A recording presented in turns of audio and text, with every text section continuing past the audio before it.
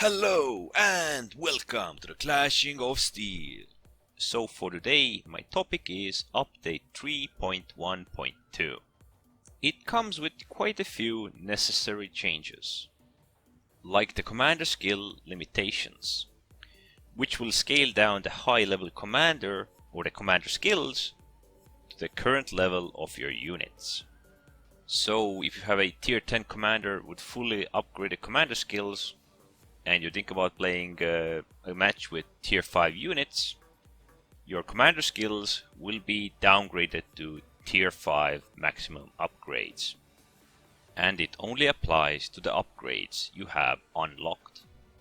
There is also a bit of UI polishing and some Vercingetorix and Miltiades nerfs. And of course a boost for the War Dogs, also with a small boost to the Slam. So these were all the good changes that I listed. Everything that I pretty much agree with or think are reasonable.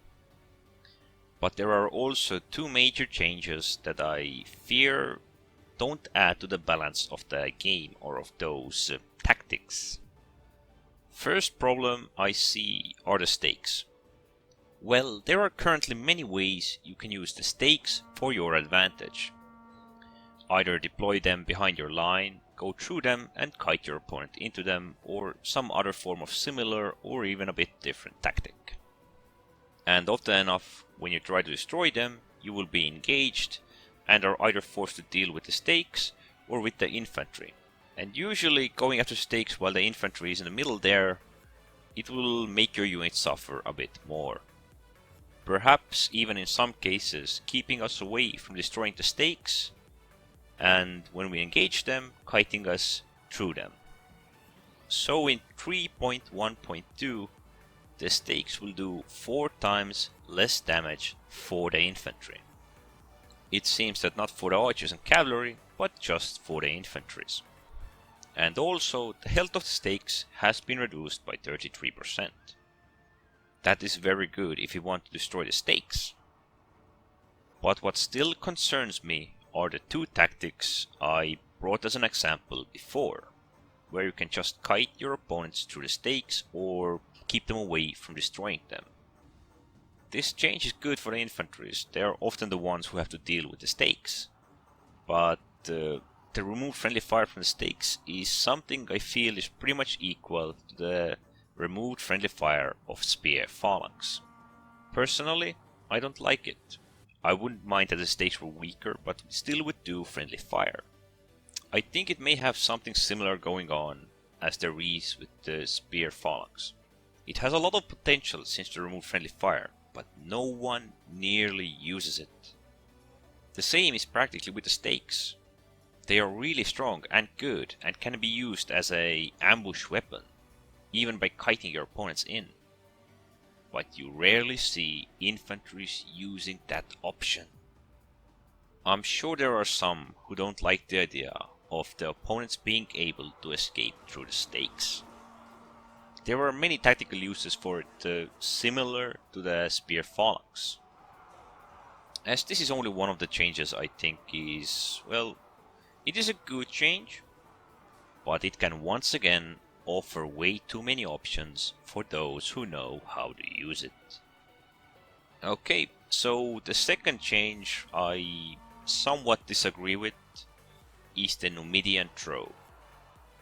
Its cooldown will be cut in half, which is 30 seconds, a small range increase, and it seems that the turn and deceleration has been increased by another 100%.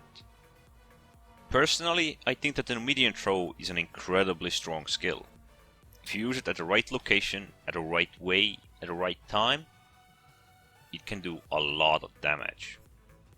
The Numidian throw from a single unit can do around 5 to 15% of the opposing unit's health as damage. It also depends where you're firing it to. Into the rear of the enemy, from the front of the enemy, from the side. Personally, I have used it as a tool to weaken my enemies before they engage my friendly infantries, and also as a weakening flanking tool. I don't charge into the rear of the enemy. I usually do a Numidian throw into their rear, which is very devastating. this is where the topic goes two ways. It is a good option for the new players, who don't know much what to do with the Numidian cavalry. They can try to use it as a support tool. But then again, if we take a look at this from the veteran's point of view, that javelin throwing will just be an impressive tool in the arsenal of a good player. But then again, there is always a chance that it will go under the radar, just like many other things have gone.